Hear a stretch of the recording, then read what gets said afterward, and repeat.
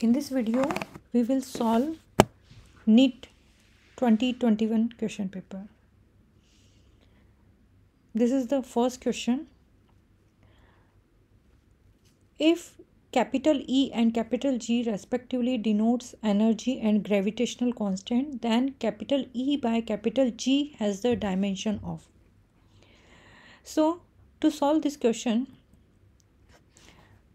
we know from work energy theorem, energy is equal to work is equal to F dot S.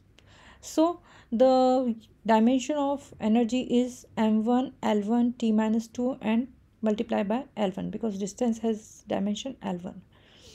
And from the Newton's formula, gravitational formula, F is equal to G m1 m2 by R square. So, G is equal to F R square m1 m2. So, the dimension of force is m1, L1, T minus 2, distance L2 and mass mm. If we divide the energy by gravitational constant, so E by G, so few terms cut down and we get m to the power 2 and L. So our answer is m to the power 2, L to the power minus 1 and T to the power 0. So the option second is our right answer. Now the second question is an inductor of inductance L and a capacitor capacitance C and a resistance capital R are connected in series to an AC source of potential difference V volts as shown in the diagram.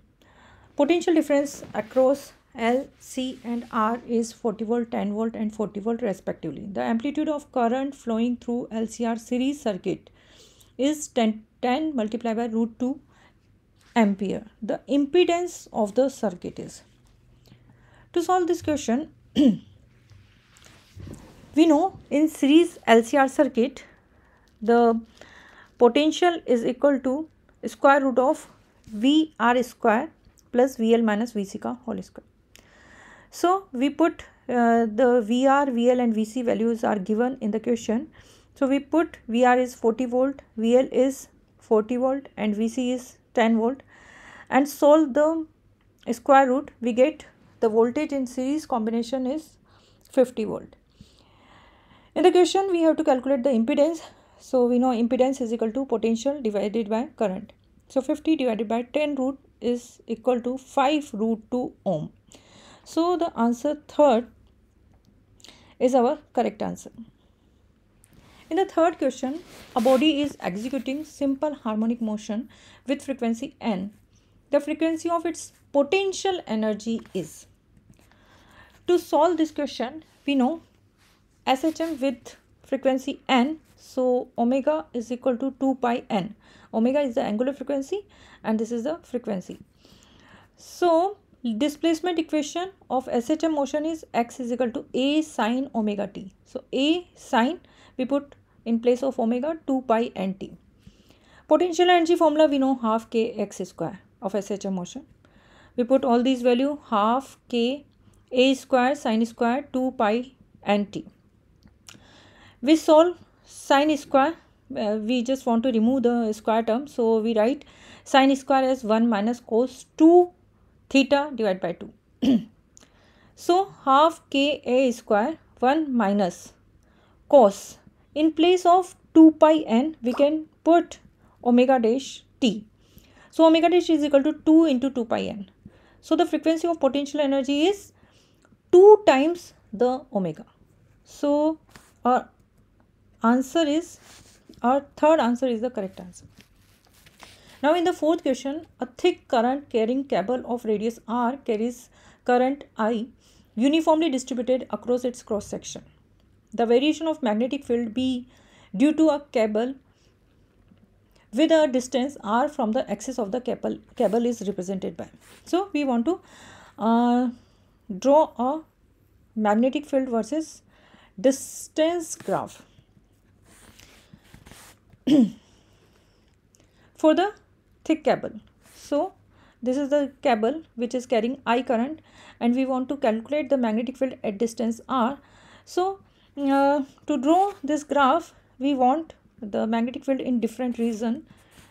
First, we calculate the magnetic field in when r is less than capital R. So, inside this cable, We know B is equal to mu naught I divided by 2 pi r square into r. So magnetic field is directly proportional to r for inside region.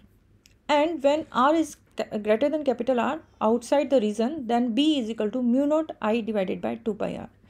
So B magnetic field is inversely proportional to 1 by r. So when we draw the magnetic field versus r graph, for the inside region magnetic field is proportional to r, so we get a linear graph, and outside the region we have the magnetic field is inversely proportional to r, so we get the curve like this. So our fourth answer is the right answer. So in the fifth question, a nucleus with mass number 240 breaks into two fragments, each of mass number 120, and the binding energy per nucleon of unfragmented nuclei is 7.6 MeV, while that of fragments is 8.5 MeV. The total gain in the binding energy is in the process is, we want to calculate the binding energy, and we know if X is divided into two nuclei A and B, in the question the mass number of X is given as 240. So binding energy per nucleon of X is 7.6 MeV. Per nucleon it is given. So we are having 240 nucleons, so we will multiply this binding energy by 240 and get the total binding energy of X. Similarly, binding energy per nucleon of A and B is 8.5 MeV given in the question.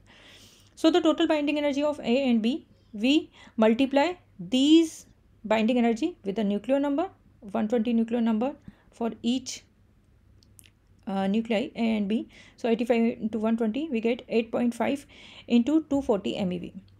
So the total gain of binding energy.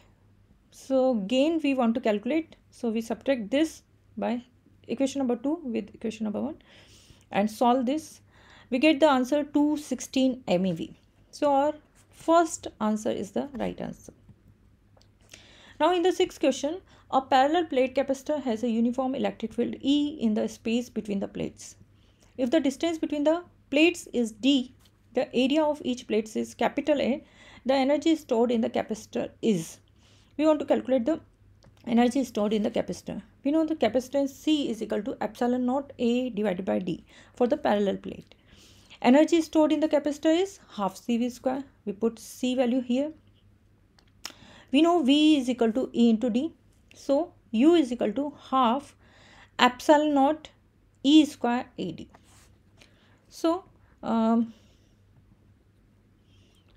fourth answer is the right answer. Now in the seventh question, the number of photon per second on an average emitted by a source of monochromatic light of wavelength 600 nanometer when it behaves the it delivers the power of 3.3 into 10 to the power minus 3 watt will be. We know power is equal to energy divided by time, and the photon we are having energy nh nu divided by t. So we can write nu as equal to c by lambda. So number of photon per second is equal to number of photons divided by t. So is equal to n by t is equal to power multiplied by lambda divided by hc. We solve this equation to get this, because in the question they ask number of photon per second. We put all these values and solve it. The answer is 10 to the power 16. So our fourth answer is the right answer. In the eighth question, they asked polar molecules are the molecules having a permanent electric dipole moment, having zero dipole moment, acquire a dipole moment only in the presence of electric field due to displacement of a charge, acquire a dipole moment only when magnetic field is absent. Actually, polar molecules are already having poles. So positive side and the negative side is separated by some distance. So polar molecules are the molecules having permanent electric dipole moment. So our answer 1 is the right answer. In the ninth question, they ask the half-life of a radioactive nuclei is 100 years. The fraction of original activity that will remain after 150 hours will be. So half-life of a radioactive nuclei is 100 hours, and they want what actually number of fractions remaining after 150 hours. So we know half life, in the question they have given half life is equal to 100 years. Decay constant, we know lambda is equal to 0.693 divided by half life. So 0.693 divided by half. Okay, this is not needed in the question. We directly use the formula A, activity formula A divided by A naught is equal to 1 by 2 T divided by T half, where A is the activity which we want to calculate, A naught is the half life activity. So A divided by A0 is equal to 1 by 2 150 divided by 100. So 1 by 2 3 by 2. So 1 by 2 root 2. So the number of fraction of original activity remain is A naught time 2 root 2. So our third answer is the right answer. In the 10th question, a capacitor of capacitance C is connected across an AC source of voltage V is given by V is equal to V naught sin omega t. The displacement current between the plates of the capacitor would then be given by. So this is the capacitor connected with the AC source. V is equal to V naught sin omega t. We know charge Q is equal to CV, and we know